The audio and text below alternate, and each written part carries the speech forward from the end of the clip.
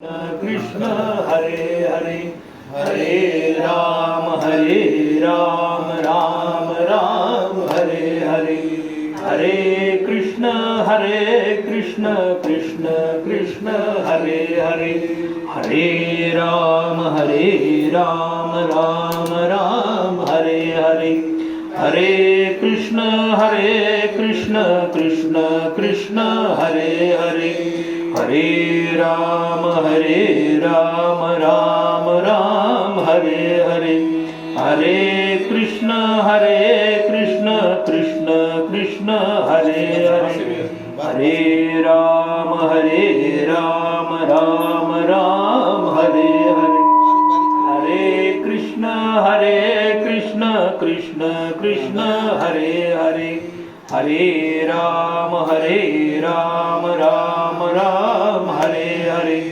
हरे कृष्ण कृष्ण कृष्ण हरे हरे कुंडलीक वरदा हरी विठ्ठल श्री ज्ञानदेव तुकाराम पंढरीनाथ महाराज की जय प्रभु रामचंद्र की जय।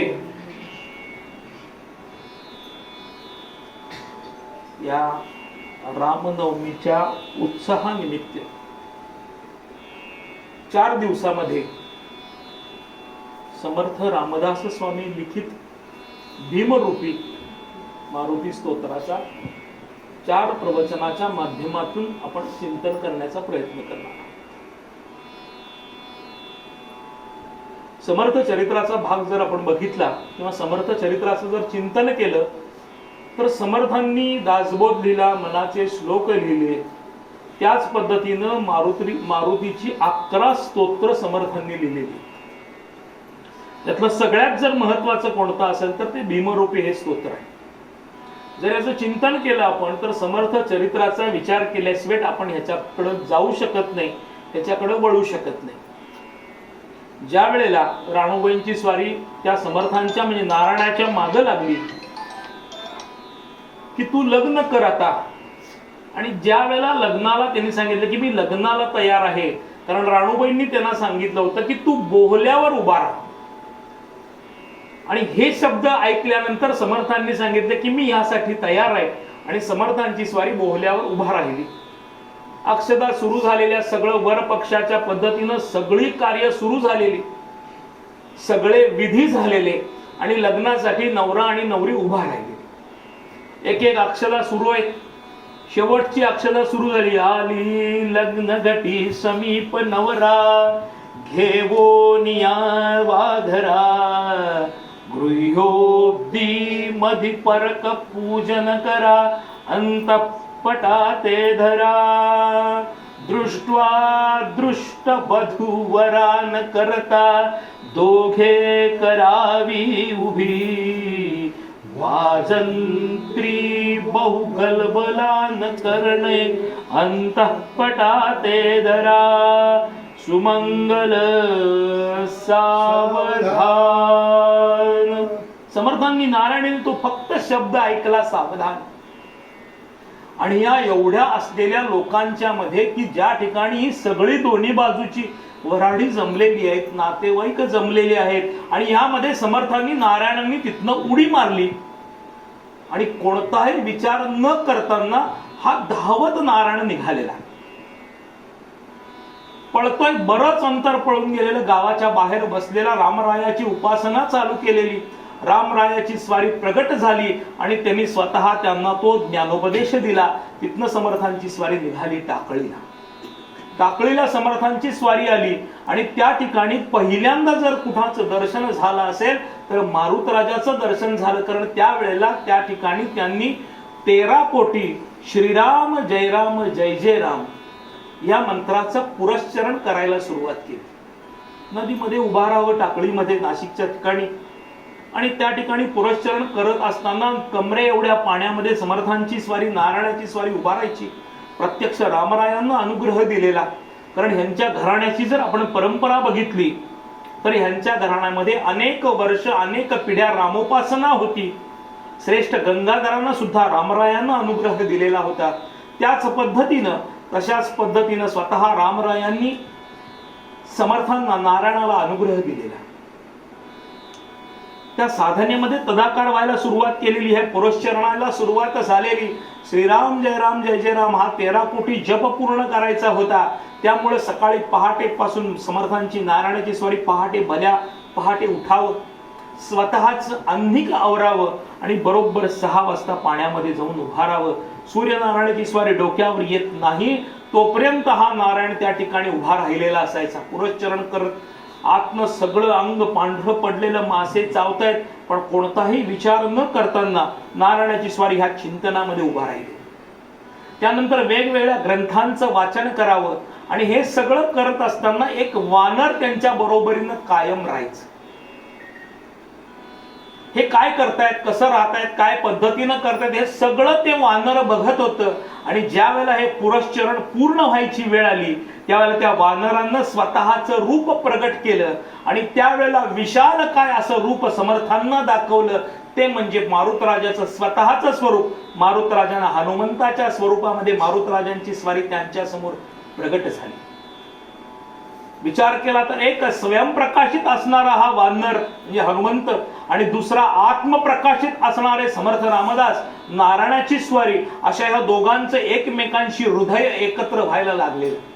माऊलींचा जर आपण विचार केला तर माऊली म्हणतात ये हृदयींचे ते हृदयी घातिले. या हृदयांचं त्या हृदयामध्ये समर्थांनी त्या वेळेला नारायणाच्या हृदयामध्ये मारुतराजांनी ही सगळी स्थापना करायला सुरुवात केलेली.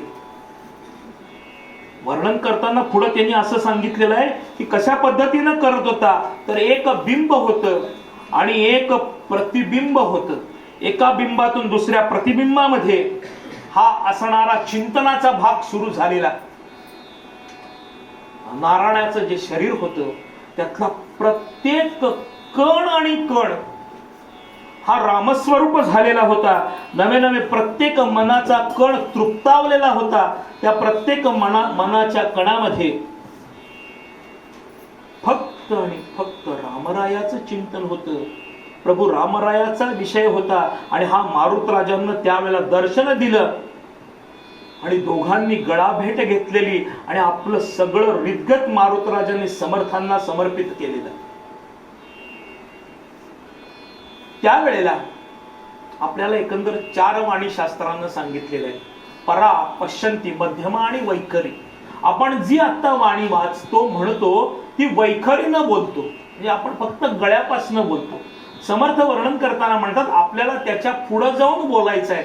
प्रभूला भगवंताला जर आळवायचं असेल तर ह्या वाणीनं उपयोग नाही.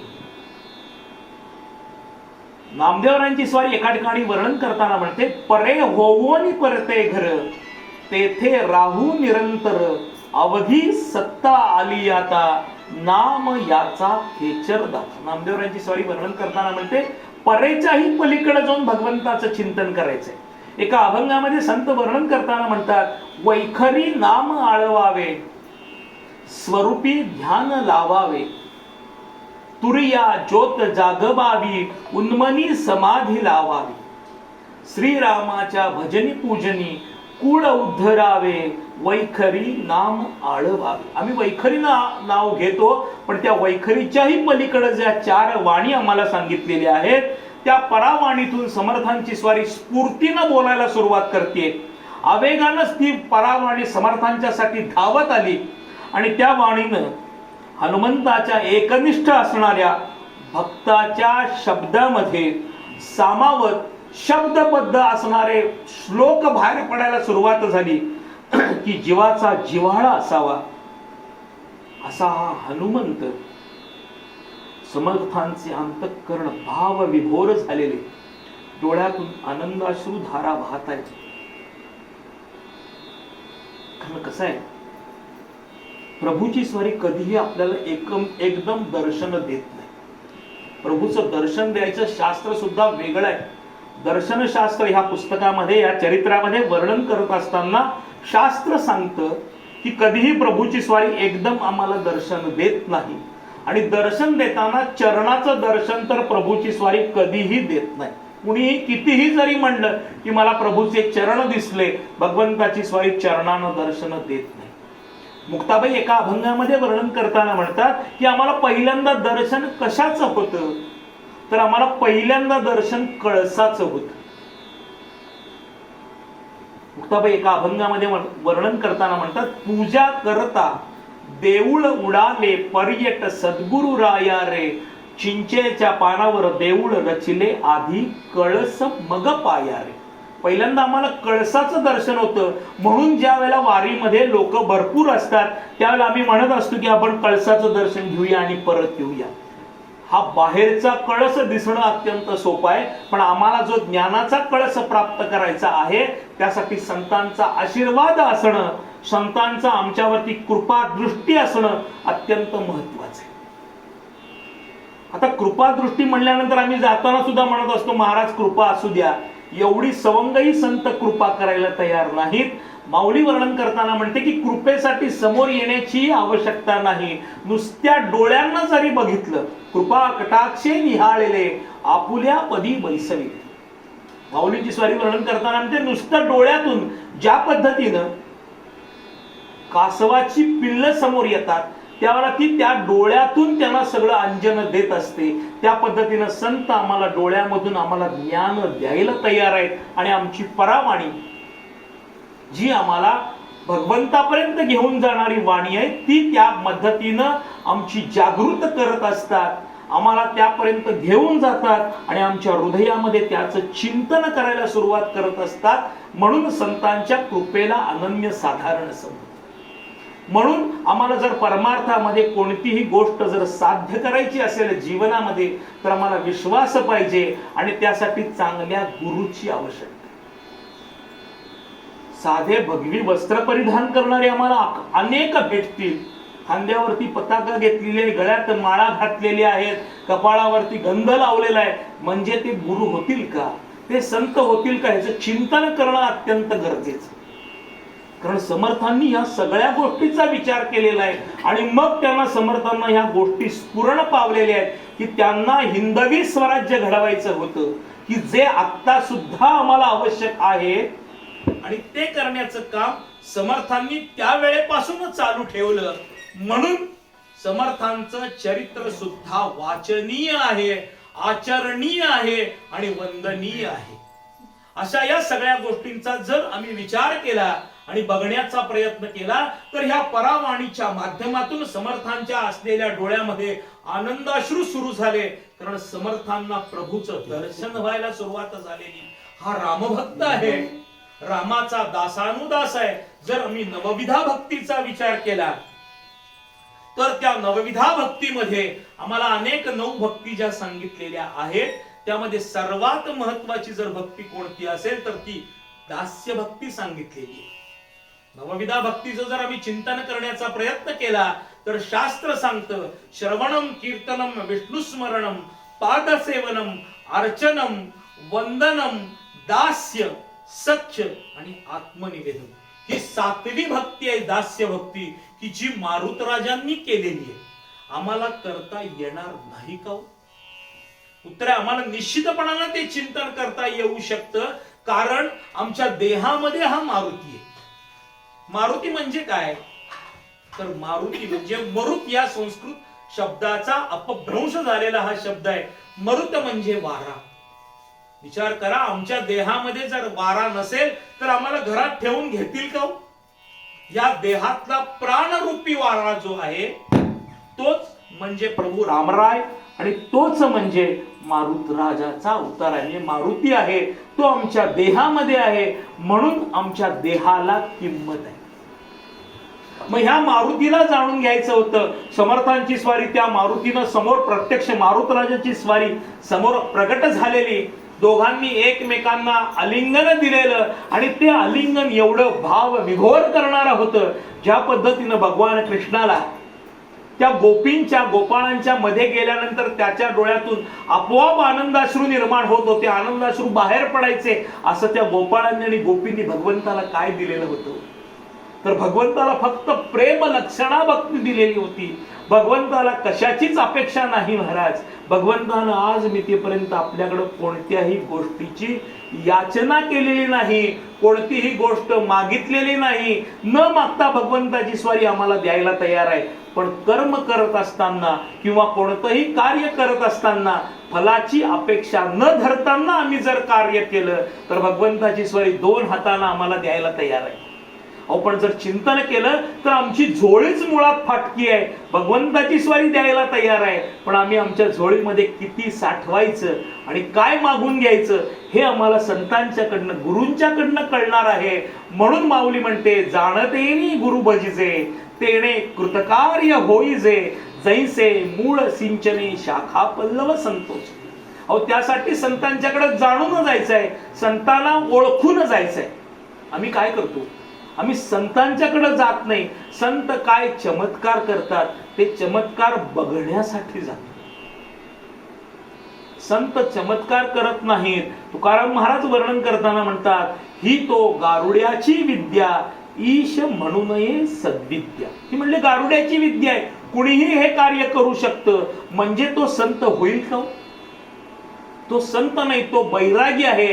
आम्हाला संत जाणून घ्यायचा आहे. समर्थांची स्वारीच वर्णन करताना म्हणते, करी वृत्ती तो संत जाणा.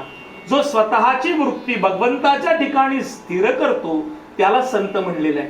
म्हणून माऊलींची स्वारी ज्ञानेश्वरी हरिपाठातल्या पहिल्या अभंगाचं चिंतन करत असताना आम्हाला ज्ञान शिकवती. ज्ञान देव म्हणे व्यासांची आखुणा, द्वारकेचा राणा पांडवा घरी. माऊली काय म्हणते हो? तर हे माझं ज्ञान नाही, व्यासांचा मागोवा घेतू.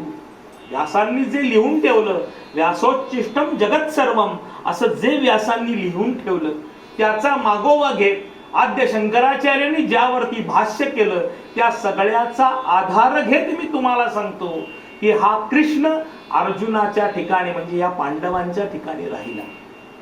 हा आपल्याला महाभारत माहिती आहे, पण शास्त्र आम्हाला सांगतं आमच्या देहामध्ये सुद्धा पांडव आहेत. तुझे पंचप्राण तेची ते पांडव. आमचे जे पंचप्राण आहेत त्या पांडवांच्या माध्यमातून आम्ही आमचं मन, ह्या मनरूपी कृष्ण जो आकर्षित करून घेतो त्या मनाच्या माध्यमातून संतांच्या ठिकाणी स्थिर करण्याचा प्रयत्न केला तर आमच्या हृदयामध्ये कृष्ण अनुभूती घेता येते. ती घेण्यासाठी माऊली आम्हाला ज्ञान सांगतेय, देवाचे द्वारी उभा क्षणभरी तेणे मुक्तिचारी साधी. अहो त्यासाठी भगवंताचं चिंतन करायचंय. असा हा परब्रह्म परमात्माचा खरा दूत असणारा हा रामदूत समोर प्रगट झालेला की जो यांचं 12 वर्षाचं पुरश्चरण बघत होता आणि 12 वर्ष पूर्ण होत असताना प्रत्यक्ष रामरायाचं दर्शन घडवण्यासाठी ही मधली असणारी शिडी मारुतराजाची स्वारी समोर आलेली, प्रेमालिंगन दिलेलं, डोळ्यातनं दोघांच्याही अश्रुधारा येत आहेत. कारण एक रामभक्त होता आणि हा होणारा रामभक्त होता. त्याला रामापर्यंत घेऊन जायचं होतं, ज्याच्या माध्यमातून अनेक भक्तांना प्रभू रामरायाचं दर्शन घडवून द्यायचं होतं. रामनामाची पताका दिगंतरामध्ये न्यायची होती. असा हा बाल रामभक्त समोर येणार होता. त्याला रामापर्यंत पोहोचवण्याची जबाबदारी प्रभू रामरायांनी ह्या मारुतराजाकडे दिलेली असल्यामुळं पहिल्या वर्षीपासून ते वानर या समर्थांच्या वरती म्हणजे नारायणावरती लक्ष ठेवून होतं. प्रत्येक अडचणीमध्ये हा नारायणाच्या बरोबरीनं राहणारा वानर त्यावेळेला समोर प्रगट झालेला. हे ज्या वेळेला नारायणाच्या लक्षात आलं त्यावेळेला त्याचे डोळे आनंदानं भरून आले की माझ्यासाठी रामरायाची स्वारीने किती केलेलं आहे. विचार करा, आमच्यासाठी सुद्धा संत करायला तयार आहेत. आमच्या प्रत्येक घटनेमध्ये, आमच्या प्रत्येक कार्यामध्ये संत आमच्या बरोबर राहायला तयार आहेत. पण त्यासाठी आम्हीही काहीतरी करणं अत्यंत गरजेचं आहे. माऊली आम्हाला 9व्या अध्यायाच्या पहिल्या श्लोकामध्ये ज्ञान सांगतीये, तरी अवधान एकले दिजे मग सर्व सुखासी प्राप्त होईजे, हे प्रतिज्ञोत्तर माझे उघड आहे. पहिली ओवी आहे 9व्या अध्यायातली. काय सांगते हो? तरी अवधान एकले दिसे. अवधान म्हणजे लक्ष द्या. मराठी भाषा आहे. मराठी भाषा कधीही आपल्याला कळली असं कधीच होत नाही. सगळे शिक्षक जरी असले समोर तरी सुद्धा मराठी भाषा लगेच कळते असं कदापि शक्य नाही. साधं गणित आहे. तरी म्हणल्यानंतर थांबायचं आहे. तरी अवधान ऐकले दिजे. तरी म्हणजे कधी आम्हाला हे 8 अध्याय कळल्यानंतर तरी मग आम्ही लक्ष द्यायचं आहे. आम्ही नुसतंच म्हणलं तरी अवधान दिजे, आमचं लक्ष कायमच असतं, पण ते लक्ष कुठं आहे त्याचं कधी आम्ही चिंतन केलं का? सांगलीचे राजकवी साधुदास याच्यावरती आम्हाला ज्ञान सांगतात. आम्ही काय करतो? आम्ही भगवंताच्या देवळात गेलो, आमचं लक्ष भगवंताकडे आहे का हो? राजकवी साधुदास वर्णन करताना म्हणतात, कोणी जोडे न्याया टपले, कोणी स्त्रियांकडे लावी ती डोळे, माना लटपटती त्यांच्या माना लटपट. बरंच मोठं पद्य आहे, पण त्यांनी सांगताना काय सांगितलं की आमचं लक्ष नाहीये, आम्ही नुसतं देहानं बसलो, आम्हाला भगवान भेटणार आहे का? नवे नवे भगवंतांचे उच्चार सुद्धा आमच्या या देहामध्ये, श्रवण रूपी देहामध्ये जातील का श्रवण भक्तीच्या माध्यमातून? तर नाही. श्रवण भक्ती आम्हाला वाटतं अत्यंत सोपी आहे, पण सगळ्यात अवघड श्रवण भक्ती आहे. कारण नुसतं ऐकायचं नाही आहे. कारण आम्ही काय करतो? नळी फुंकली सोडणार, या कानानं ऐकतो आणि या कानाला सोडून देतो. समर्थ म्हणतात त्याचा उपयोग नाही. संतांनी काय सांगितलं? श्रवणाचं मनन पाहिजे, मननाचं चिंतन पाहिजे, चिंतनाचा निजध्यास पाहिजे. त्याच्यासाठी एक गोष्ट आहे. राजाकडं, बिरबल अकबर राजाकडं एक अत्यंत उत्कृष्ट मूर्तिकार 3 लाकडाच्या 1 फुटी मूर्ती घेऊन गेला. राजाला तिन्ही मूर्ती एक सारख्या, पण तिन्ही मूर्ती राजाला आवडल्या. राजानं सांगितलं 1000 सुवर्ण मुद्रा द्या. मूर्तिकारानं सांगितलं, महाराज थांबा, प्रत्येक मूर्तीचं वैशिष्ट्य वेगळं आहे आणि त्या पद्धतीनं त्याची किंमत आहे. म्हणजे सांगा काय आहे ते? त्यांनी सांगितलं मला 1 मीटर भर तार द्या. तार दिली. त्यानं पहिली मूर्ती उचलली, या कानातनं तार घातली, ती दुसऱ्या कानातनं बाहेर आली. आमची मूर्ती, कारण आम्ही ह्या कानाला ऐकतो त्या कानाला सोडून देतो. दुसरी मूर्ती उचलली, यानं सांगितली याची किंमत 0. दुसरी मूर्ती उचलली, त्यानं ती कानात तार घातली, ती तोंडातनं बाहेर आली. म्हणजे आम्ही ऐकतो एक, त्याचे 4 गुण बाहेर सांगतो की ज्यामुळं आपण जिथं खाल्लेलं आहे त्याच ठिकाणी आपण शेण खात असतो आणि त्यांच्याबद्दलच बोलत असतो. ह्याचा कधी आम्ही विचारच करत नाही आणि तेवढं बोलून जातो की त्या मूर्तीची किंमत 1 रुपया आहे. त्यानं सांगितलं याची किंमत 1 सुवर्ण मोहरा. तिसरी मूर्ती उचलली, त्या मूर्तीच्या कानामध्ये तार घातली, ती दुसऱ्या कानातनही नाही बाहेर आली, तोंडातनही बाहेर आली नाही, ती त्याच्या पोटात गेली. त्याने सांगितले याची किंमत 1000 सुवर्ण मुद्रा आहे. तसं आमचं चिंतन व्हायला पाहिजे. आम्ही कानानं ऐकल्यानंतर त्याचं चिंतन, मनन, निजध्यास व्हायला पाहिजे. तर आम्हाला कुठंतरी भगवंतापर्यंत जाता येऊ शकतं. नुसतं आम्ही बाहेरनं 1 लाख बेल व्हायला, 1 लाख तुळशी व्हायला आम्हाला भगवान भेटायला तयार नाही. कारण भगवंतानं कुठेही सांगितले मला याची आवश्यकताच नाही. महाराज एका ठिकाणी वर्णन करताना म्हणतात, माझा देव काही मागेना, मी ही फुकट्या काही देईना. भगवंतानं काही मागितलेलंच नाहीये. भगवंताची स्वारी काय म्हणते? 1 लक्ष का रुपया देना, 1 लक्ष रुपी रुपया तू मला अर्पण कर. आम्ही लक्ष देत नाही, देहानं बसतो, आमचं मन त्या ठिकाणी नसतं. आम्हाला भगवान दिसेल का? अहो नाथांना त्या असलेल्या गाढवामध्ये दिसला, आम्हाला समोर जरी आला तरी आम्हाला कळणार आहे का? कारण आमच्या हृदयामध्ये त्याचं स्वरूपच नाही, त्याच्याविषयी चिंतनच नाही. म्हटल्यानंतर तो भगवान आम्हाला जाणवेलच कसे? तो जाणण्यासाठी संत आम्हाला सांगतात की त्यासाठी गुरूंच्याकडे गेलं पाहिजे. आणि ते गुरुचं चिंतन समर्थांना या मारुतराजांच्या, हनुमंताच्या रूपानं समोर आलेलं होतं. त्यामुळे समर्थांच्या डोळ्यातनं आनंदाश्रू सुरू झाले. हनुमंतांनाही विचार केला, ज्या अर्थी प्रभूनं मला इथं 12 वर्ष थांबायला सांगितलेलं आहे, त्या अर्थी हा भक्त अत्यंत श्रेष्ठ भक्त असणार. त्यामुळे ह्याची विशेष काळजी घेण्याची जबाबदारी माझी आहे. आणि ती 12 वर्ष आज पूर्ण होत आहेत आणि त्यावेळेला प्रभूनं मला समोर जायला सांगितलेला आहे. हा आनंद मारुतराजांना जास्त होता की आज आपण एका अत्यंत उत्कृष्ट अशा भक्ताला भगवंतापर्यंत घेऊन जाणार आहे. हे चिंतन सुरू झालेलं. आणि त्यावेळेला समर्थांच्या ज्या उर्मी बाहेर आल्या त्याचा जर आम्ही विचार केला तर आनंदाचे डोही आनंद तरंग आनंदाची अंग आनंदाचे. त्यांना दुसरा कोणताही विषय कोणतंही चिंतन समोर राहिलं नाही, कारण अखंड आनंद त्यांना समोर दिसायला लागला. आणि ज्यामुळे त्यांना त्या ठिकाणी ह्या हनुमंताची स्वरूप दृष्टी दिसायला लागली, ज्याचा विचार समर्थांनी केला असता त्यांना जाणवलं की आपण केलेली ही 12 वर्षाची जी तपश्चर्या आहे, त्या तपस्येचं पुण्य एकवटलेलं आहे.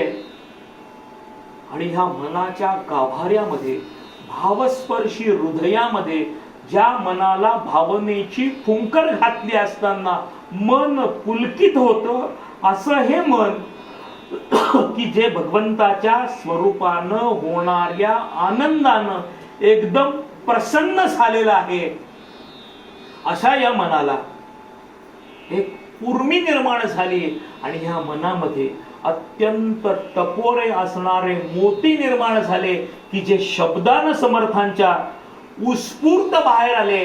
आणि या हनुमंताची स्तुती वर्णन करायला सुरुवात केलेली होती की जी स्तुती ज्ञान सांगणारी, स्वरूप दर्शन देणारी, हनुमंताचं वर्णन करणारी असे शब्द त्यांच्या मुखातून बाहेर पडायला सुरुवात झाली. ते शब्द होते भीमरूपी महारुद्रा वज्र हनुमान मारुती. समर्थांनी जर पहिलं काही केलं असेल चिंतनाचं काम, तर पहिल्यांदा समर्थांनी हा असलेला मारुतराजांच्या वरती स्तोत्र निर्माण केलं की जे 15 श्लोकाचं आहे. हे धरा 15 श्लोकी लाभली शोभली बरे, दृढदेवो निसंदेहो संख्या चंद्र कलाभू.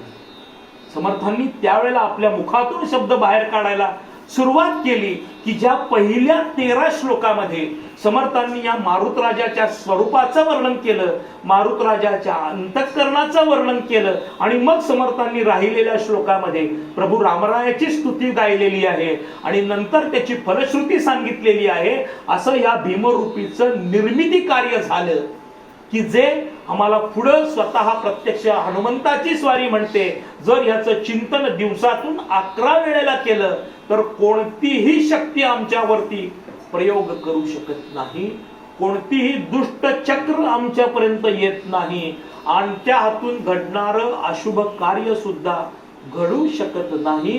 कारण संतांनी सांगितलेलं आहे, अहो अशुभतया पुढे शुभ होवोनिया ठाके, प्रेम सुखा प्रिया राशी पाप नाही ओखयासी. तुकोबाराय वर्णन करताना म्हणतात, ज्यावेळेला असं नामाचं चिंतन आमच्या मुखातून घडत असतं त्यावेळेला हा प्रभूची स्वारी आमच्या समोर उभा राहते. पण ते कसं पाहिजे, ते विश्वासानं पाहिजे, ते श्रद्धेनं पाहिजे, त्याचं चिंतन घडलं पाहिजे, त्याचं मनन घडलं पाहिजे, त्याचा निज ध्यास लागला पाहिजे. आम्ही आज देवळात गेलो, नाम मिळालं, दुसऱ्या दिवशी सोडून दिलं, आम्हाला भगवान देईल का?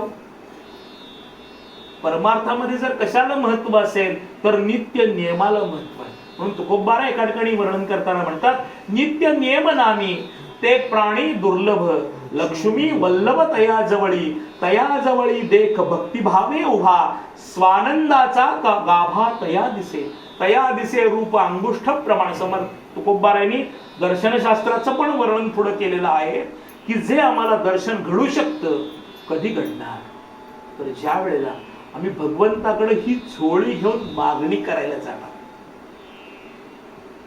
रामरायाचं मारुतराजाचं दर्शन झालं, समर्थांनी हे चिंतन सुरू केलं, त्यांच्या मनातून शब्द निर्माण झाले, एकावर एक शब्द बाहेर पडतायत, जसे मोती बाहेर यावेत. पर ते मोती लहान नाही तो, हे आम्हाला जे मोती समर्थांनी शब्दरूपी मोती बाहेर टाकलेले आहेत, त्या प्रत्येक शब्दाचा आघात एवढा श्रेष्ठ आहे की त्या प्रत्येक शब्दाचं उच्चारण करत असताना आमच्या देहातील प्रत्येक असणाऱ्या 72,000 नाड्या त्याचं चिंतन केल्याशिवाय, त्याच्या मुखातून शब्द बाहेर पडल्याशिवाय, त्याच्यावरती कंपन निर्माण झाल्याशिवाय एकही श्लोक समर्थांचा या स्तोत्रामधला पूर्ण होत नाही. असे टपोरे मोती आहेत, बरं खरे शुद्ध मोती आहेत. आम्ही आता मोती घेतो अत्यंत लहान, जे त्या मंडोळ्यामध्ये घातलेले मोती आहेत, त्या दोन्ही नव्हे चारीची लढीच एक जरी मोती केला तरी हा असणारा पवित्र मोती की अत्यंत शुभ्र वर्णांकित आहे, त्याच्यावरती कोणताही डाग नाही, अशा या असलेल्या अमोघ की ज्यांच्या जिव्हेवरती सरस्वतीची स्वारी विराजमान झालेली आहे, प्रत्यक्ष रामरायाची स्वारी त्यांच्या मुखातून शब्द बाहेर फेकतीये, नवे नवे लिहून घ्यायचं काम मारुतराजाची स्वारी करतीये, एवढा श्रेष्ठतम भक्त आणि श्रेष्ठतम सिद्धी या 13 वर्षाच्या पुरश्चरणानं प्राप्त झालेली, 13 कोटीच्या जपाच्या सामर्थ्यानं प्राप्त झालेली, आणि मग शब्द बाहेर उमटतात, आम्हीही शब्द काढतो पण त्या शब्दाला वजनही नसतं, आकारही नसतो, रूपही नसतं आणि त्याला अर्थही नसतो. जर आत्ताच्या काळातला आम्ही दृष्टांत बघण्याचा प्रयत्न केला तर आपण आता अनेक नवीन हिंदी सिनेमा बघत असतो, अनेक गाणी येत असतात की जी गाणी वर्षभर 6 महिने 8 महिने राहतात, तेच जर आम्ही मागे गेलो 80-90च्या दशकामध्ये गेलो तर प्रत्येक हिंदी सिनेमातल्या प्रत्येक गाण्याला काही ना काहीतरी अर्थ आहे. आजही ती गाणी चिरतरुण आहेत का हो? तर त्या प्रत्येक गाण्याला अर्थ आहे, त्यामागे भावना आहेत, त्यामागे विचार आहे, त्यामागे काहीतरी देण्याची शक्ती आहे, जी समर्थांना या मारुत राजाच्या दर्शनानं मिळालेली होती, की ज्याच्या नुसत्या दर्शनानं जीवनामध्ये बदल घडू शकतो आणि तो घडणं त्या काळामध्ये गरजेचं होतं. कारण भगवंताची ब्रिदावळी आहे, यदा यदा यही धर्मस्य ग्लानिर्भवति भारत अभ्युत्थानम अधर्मस्य तदा ज्ञानेन सृजाम्यम परित्राणाय साधूनां विनाशाय चतुष्कृतां धर्म संस्थापनार्थाय संभवामी युगे युगे. भगवंतानं सांगितलेलं आहे की मी प्रत्यक्ष अवतार घ्यायला तयार आहे. समर्थांच्या रूपानं छत्रपती शिवाजी महाराजांच्या माध्यमातून हिंदवी स्वराज्य स्थापन करणं हे ध्येय समर्थांची स्वारी म्हणजेच मारुतीचा अंशात्मक असणारा अवतार. कारण मारुती हा स्वतः रुद्राचा अवतार, भीमरूपी महारुद्रा हे जी सुरुवात आहे ह्यामध्ये मारुतराजांची अनेक नावही सांगितलेली आहे. जसं आम्ही विष्णू सहस्त्रनाम म्हणतो त्यामध्ये विष्णूची अनेक नावं सांगितलेली आहेत, त्या पद्धतीनं ह्याला नटवत असताना समर्थांनी यामध्ये मारुतराजाची अनेक नावंही सांगितलेली. मुळात मारुती म्हणजे काय तर मगाशी आपण बघितलं त्या पद्धतीनं मरुत म्हणजे वारा, आणि तो मारुती की जो आमच्या देहामध्ये अखंड चालू आहे. आमचा श्वास बंद आहे का, श्वास चालू आहे का बंद आहे हे बघण्यासाठी प्रत्येक वेळेला नाकाला सूत लावण्याची गरज आहे का?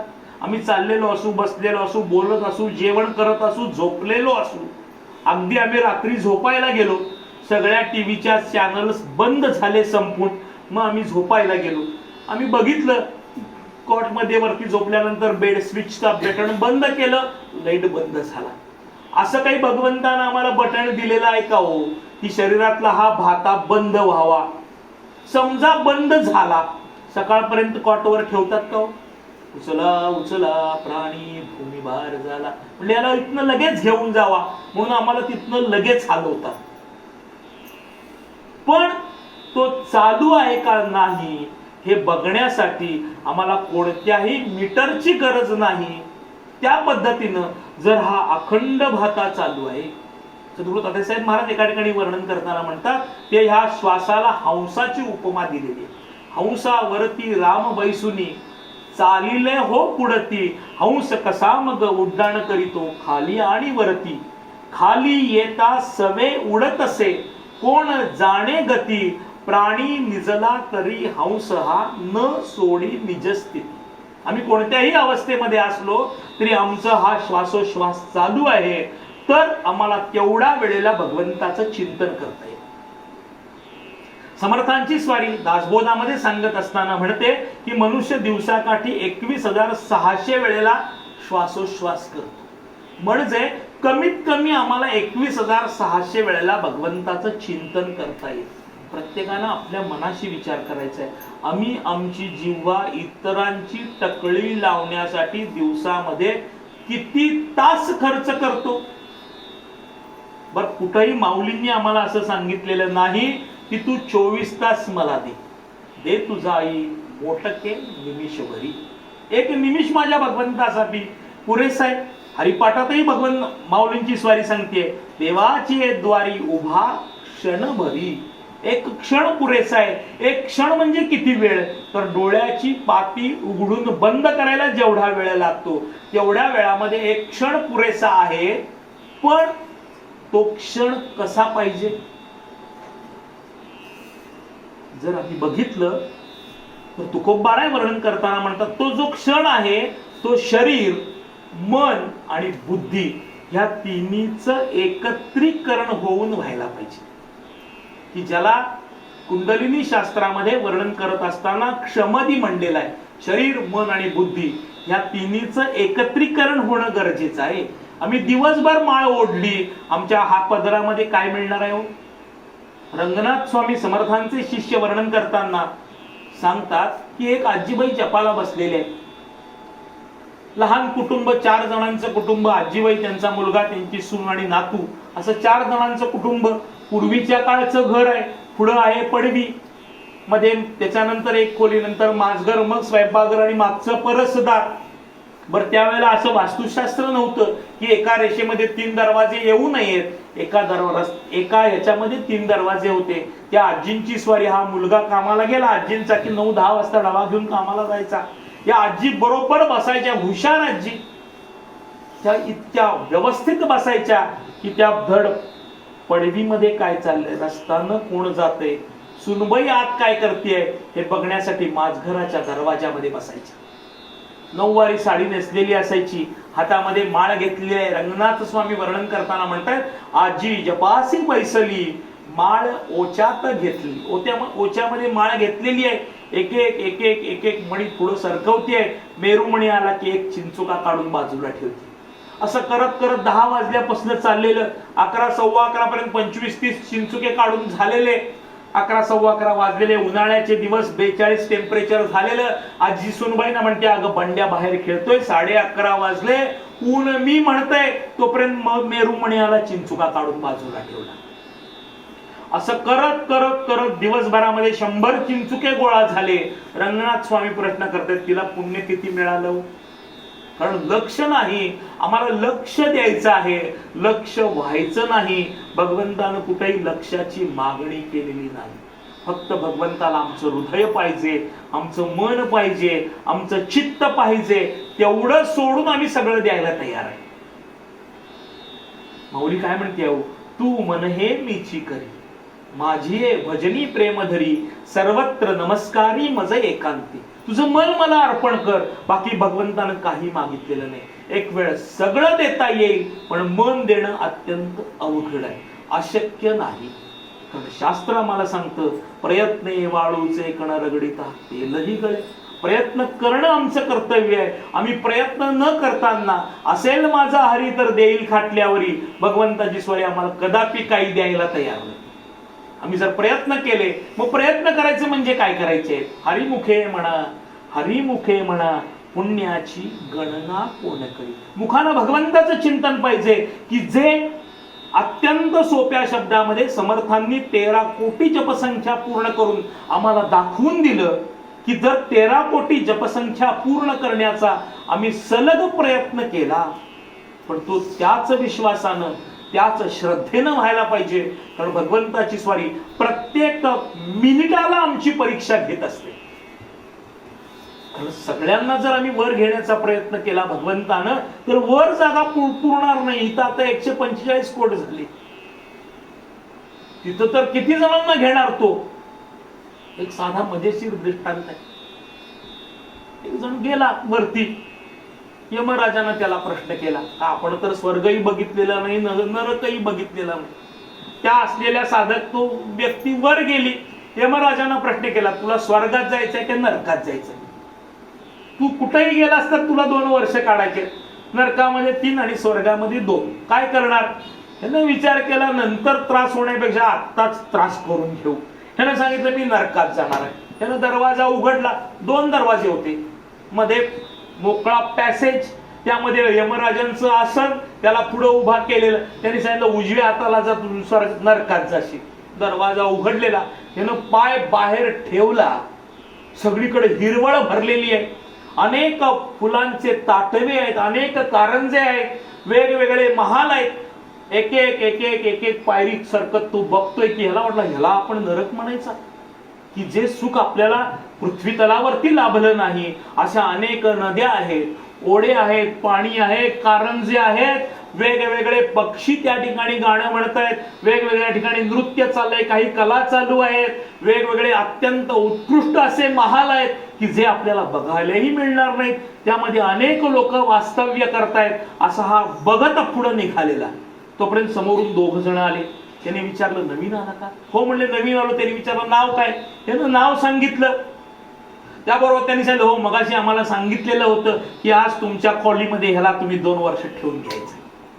ह्याला घेऊन ते आपल्या खोलीमध्ये गेले. ह्यानं आपली वळकटी ठेवली. तोपर्यंत घंटा वाजली. शाळा सुटायची घंटा शिक्षकांना फिक्स. त्या पद्धतीने घंटा वाजली.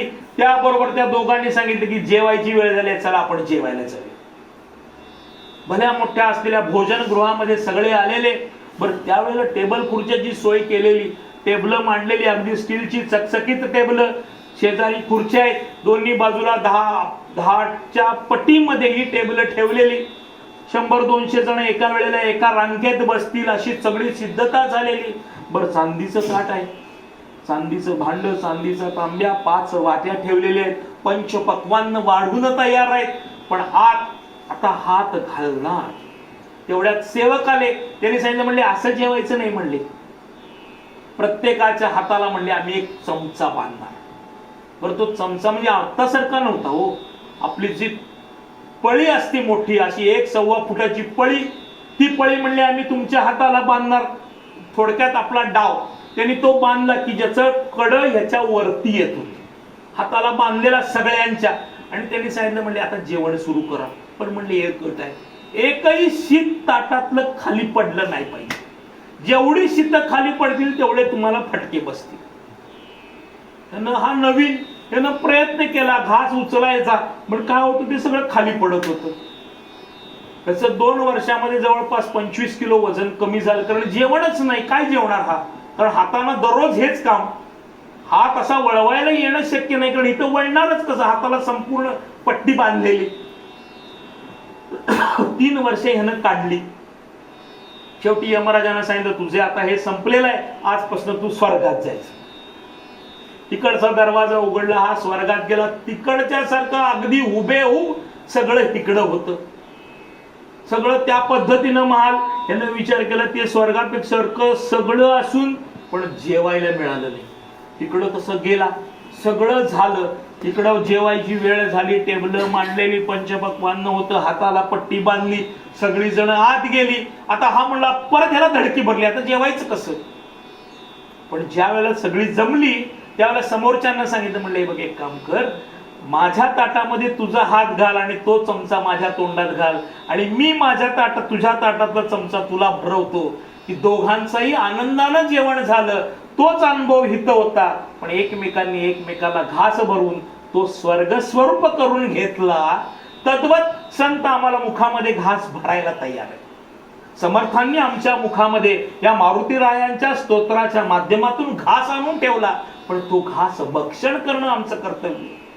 कारण समर्थांनी स्वतः या मारुतराजाचं दर्शन घेतलेलं होतं, मारुतराजाला आत्मसात केलेलं होतं. कारण त्यांच्या हृदयरूपी सिंहासनावरती प्रभूच्या समोर मारुतराजाची स्वारी दास्य भक्ती करत बसलेली होती. ही श्रवण भक्तीच्या माध्यमातून प्राप्त होणारी भक्ती की जी आम्हाला संत म्हणतात की तुम्ही श्रवणापासून सुरुवात करा म्हणजे दास्य भक्तीपर्यंत जाऊ शकतो. जो भगवंताचा दासानुदास होतो. त्या नाथ महाराजांनी भगवान गोपाल कृष्णाला काय दिलेलं होतं? 1 नव्हे 2 नव्हे 12 वर्ष श्रीखंड्याच्या रूपानं भगवंताची स्वारी नाथांच्या घरामध्ये का राहिली हो? पडेल ते काम करत. नवे नवे नाथांचे असणारे चिरंजीव हरिपंडितांचं मलमूत्रही काढलेलं आहे. एवढं नाथांनी काय दिलेलं होतं? एका अभंगामध्ये वर्णन करताना म्हणतात, भक्ता घरी राबतो सहज तो भक्तांना लाभतो, प्रभूला भक्तीचे बंधन कासितो नाथा घरी चंदन. भगवंताला भक्तीच्या बंधनानं बांधून आणता येतं की जे जनाबाईंनी दाखवून दिलं. धरिला पंढरीचा चोर गळा बांधोनिया दोर, हृदय बंदीखाना केला आत विठ्ठल कोंडीला. भगवंताला धरून आणता येतं. समर्थ म्हणतात तसं मी मारुतराजाला समोर तुमच्या आणून ठेवण्याचा प्रयत्न केलेला आहे. आणि तो जर तुम्हाला प्राप्त करून घ्यायचा असेल तर म्हणले ह्या असलेल्या भीमरूपीचं चिंतन करा. आणि मग समर्थांची स्वारी सांगायला सुरुवात केली. भीमरूपी महारुद्रा वज्र हनुमान मारुती. आणि हिथं समर्थांनी ह्या पहिल्या मारुतीच्या स्तोत्राला प्रारंभ केला की जे मारुतराजाच्या स्वरूपाचं वर्णन करणार, मारुतराजाचं चिंतन करणार, या देहामधल्या असलेल्या शरीरातल्या प्रत्येक गोष्टीचं चिंतन करणारं स्वरूप आहे. कारण मारुतराजांचा जन्माचा जर आम्ही विचार करण्याचा प्रयत्न केला तर ज्या वेळेला ही अंजनी, म्हणजे हिचं मुळात नाव आहे अंजनी नाही, तिचं नाव वेगळं आहे. ती तत्कालीन असणाऱ्या समर्थांच्या असलेल्या पुंजिकस्थला नावाची ही अप्सरा होती. आणि त्या असलेल्या तिच्या उदरामध्ये हा जन्म झालेला आहे. पण समर्थांनी हा श्लोकाचं चिंतन करत असताना, वर्णन करत असताना, समर्थांच्या समोर मारुतराजाची मूर्ती उभा राहिलेली असल्यामुळं त्या मूर्तीच्या मनाचा ठाव घेत, म्हणजे मारुतराजाचा ठाव घेत समर्थांनी हे श्लोक लिहिलेले आहेत. जर आम्ही पूर्ण आहे भीमरूपी स्तोत्र चिंतन करून वाचण्याचा प्रयत्न केला तर कोण कुणाची स्तुती करते हे कळणं अवघड आहे. समर्थ मारुतराजांची स्तुती करतायत का मारुतराज समर्थांची स्तुती करतायत हे कळणं अत्यंत अवघड आहे. कारण प्रत्येक ठिकाणी समर्थांनी मारुतराजाच्या चिंतनाशिवाय दुसरा कोणताही विषय समोर ठेवलेला नाही. कारण समर्थांना हिंदवी स्वराज्याची निर्मिती करायची होती आणि ती करण्यासाठी, ती पूर्ण करण्यासाठी बलवान, बलशाही, मनानं पूर्ण खंबीर असणारी असे वीर निर्माण करणं गरजेचं होतं. आणि ते समर्थ जाणत होते.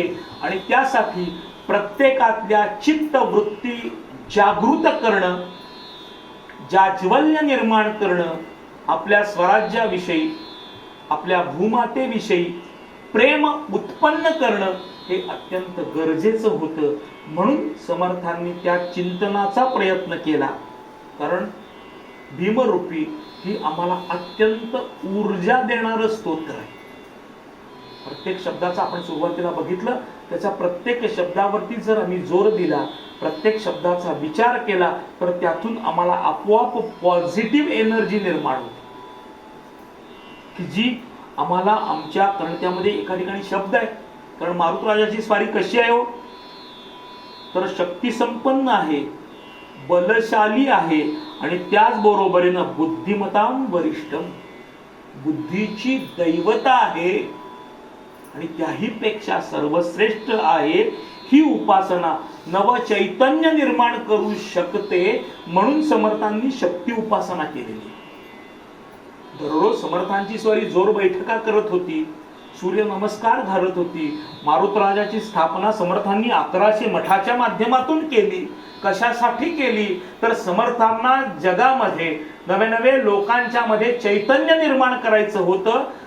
निद्रिस्त झालेली आमच्या मनातील ऊर्जा वाढवायची होती आणि आमचं मन आपल्या असलेल्या भूमातेकडे वळवून घेऊन स्वराज्याची स्थापना करण्याचं कार्य करायचं होतं. म्हणून समर्थांनी या मारुतराजांची म्हणजे शक्तीची, म्हणजेच प्रभू रामरायाच्या दूताची उपासना केली. कारण कोणतीही गोष्ट सहजासहजी जर आम्हाला साध्य करून घ्यायची असेल तर त्याला मध्ये शिडी लागते. जर सरकारी काम करून घ्यायचं असेल तर बाहेरचा शिपाई महत्वाचा असतो. त्या पद्धतीनं रामरायांचा रामदूत असणारा हा मारुती ह्याच्या शिडीचा वापर करत समर्थांनी ही चेतना निर्माण करण्याचं कार्य आपल्या आयुष्यामध्ये केलेलं आहे. म्हणून समर्थांनी 1100 मारुतीची म्हणजे मठांची स्थापना केली. त्यातला पहिला मारुती जो समर्थांनी स्थापन केलेला आहे तो चाफळला स्थापन केलेला आहे. की जो मारुती आहे तो प्रताप मारुती आहे, की ज्याच्या पायाखाली राक्षस आहे, एक हात हृदयावरती ठेवलेला आहे आणि एक हात उगारलेला आहे, अशा अवस्थेमधला हा प्रताप मारुती, की ज्याच्या चिंतनानं समर्थांनी हे सगळं कार्य केलं आणि ह्या ऊर्जा निर्मितीचं कार्य आमच्या देहामध्ये अखंड प्रभावित ठेवण्याचं कार्य समर्थांनी करून घेतलं. अन्याय, अत्याचार, गुलामगिरी चिरडून टाकण्यासाठी तुझं बळ आम्हाला प्राप्त होवो, ही मागणी समर्थांनी या श्लोकाच्या माध्यमातून, स्तोत्राच्या माध्यमातून केली. कारण जर आपण पूर्ण बघितलं, रामायणाचं जर चिंतन केलं, तर ह्या सगळ्या असलेल्या गोष्टीमध्ये मारुतराजाचं कार्य सर्वश्रेष्ठ आहे. पहिल्यांदा जेव्हा सीतामाईंना रावणाची स्वारी घेऊन गेली लंकेमध्ये, त्यावेळेला पहिल्यांदा जर कोणी बघितलं असेल तर मारुतराजांनी लंकेमध्ये जाऊन बघितलेलं आहे. लंका दहन वगैरे आपल्याला सगळ्या गोष्टी माहिती आहेत, पण ह्या ठिकाणी रावणाच्या ठिकाणी असलेली वृत्ती वाढवायची होती. आमच्या मनामध्ये जे रावण राहिलेले आहेत त्या वृत्तीचा नायनाट करण्याचं कार्य ह्या मारुतीच्या माध्यमातून करायचं आहे. म्हणून भीमरूपी स्तोत्राला अत्यंत महत्वाचं आहे. असं हे भीमरूपी स्तोत्र समर्थांच्या मुखातून बाहेर पडलं आणि मग ते 16 श्लोक निघाले, की ज्या श्लोकाचं चिंतन आपण उद्यापासून करू. आणि आज ह्या ठिकाणी वाणीला पूर्ण विराम देऊ. कुंडली गवर्दे हरी विठ्ठल श्री ज्ञानदेव तुकाराम पंढरीनाथ महाराज की जय. जय श्रीराम. जय श्रीराम.